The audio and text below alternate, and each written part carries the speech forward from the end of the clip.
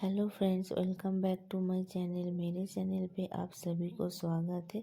आज मैं बनाने जा रही हूँ इवनिंग स्नैक्स रेसिपी सोयाबीन ककलेट। मेरे वीडियो को आप लोग लास्ट तक ज़रूर देखना और इस रेसिपি को घर पे ज़रूर ट्राई करना। तो चलिए शुरू करते हैं। আজকে আমার recipe soybean cutlet. Soybean cutlet বানানোর জন্য প্রথমেই আমি কিছুটা সয়াবিন নিয়ে নিয়েছি।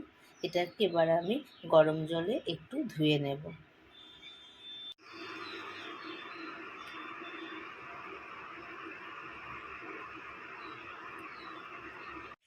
সয়াবিনগুলো গরম জলে ধুয়ে নেওয়ার পর আমি মিক্সিতে সয়াবিনগুলো একটু পিষে নিয়েছি। এদিকে কড়াইতে তেল গরম হতে দিয়ে দিয়েছি। তেলটা গরম হলে একে একে সব মশলা, পেঁয়াজ, আদা, রসুন এগুলো দিয়ে দেব। কড়াইতে তেল গরম হয়ে গেছে, এবার আমি রসুন বাটা দিয়ে দেব। রসুনটা আমি পুরো পেস্ট করিনি, একটু থেতো করে নিয়েছি। রসুনটা হালকা ভাজা হয়ে গেলেই এবার আমি এতে দিয়ে দেব পেঁয়াজ কুচি, লঙ্কা কুচি।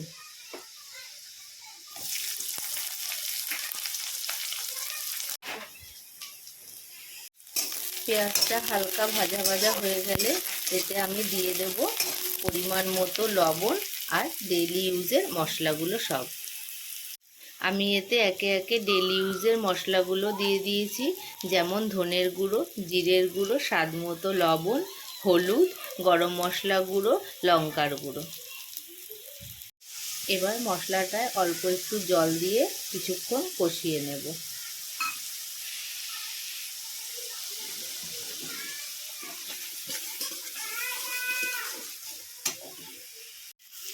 মশলাটা কষানো হয়ে গেছে, এবার এতে আমি পেস্ট করে রাখা সয়াবিনটা দিয়ে দেব।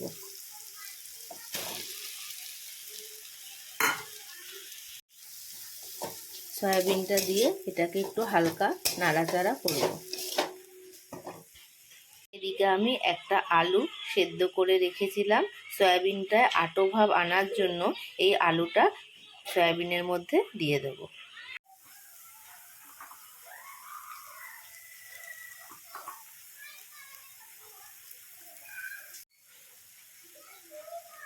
এবার একটু স্বাদ মতো লবণ দিয়ে এটাকে ভালো করে নাড়াচাড়া করে নিতে হবে।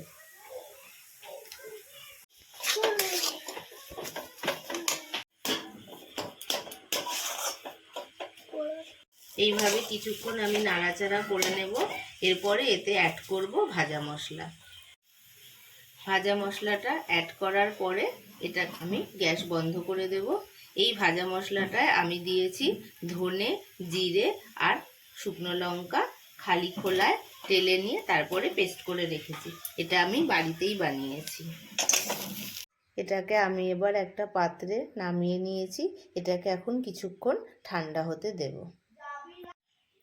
এটা ঠান্ডা হওয়ার পরে এটাকে একে একে কাটলেটের শেপে আমি এরকমভাবে বানিয়ে নেব। আপনারা চাইলে অন্য রকম শেপও দিতে পারেন, কেউ গোল বা লম্বা, এটা আপনাদের পছন্দ মতো আপনারা দেবেন।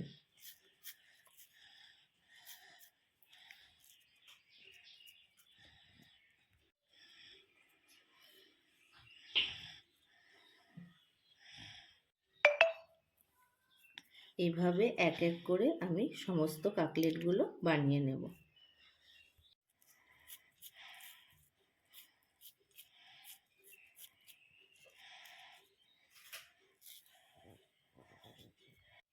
এইভাবে একে একে সমস্ত কাটলেটগুলো আমি তৈরি করে নিয়েছি।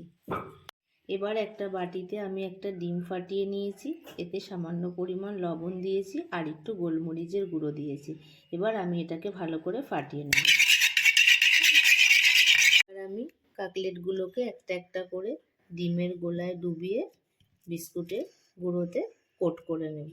আমি এখানে বিস্কুটের গুঁড়ো ইউজ করেছি, আপনারা চাইলে ব্রেড ক্রাম্বসও ইউজ করতে পারেন। টোস্ট যেহেতু ঘরেই থাকে তাই আমি বিস্কুটের গুঁড়োটাই ইউজ করেছি।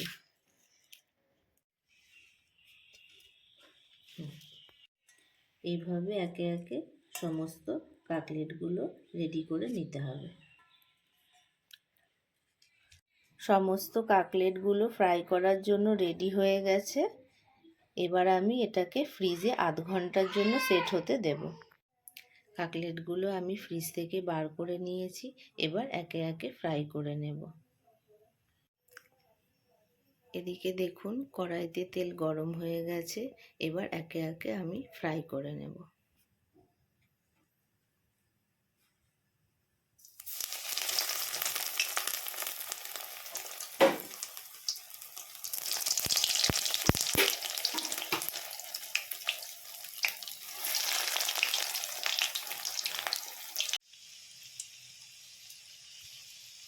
এভাবে আস্তে আস্তে এক পিঠ করে কাকলেটগুলো ফ্রাই করে নেব।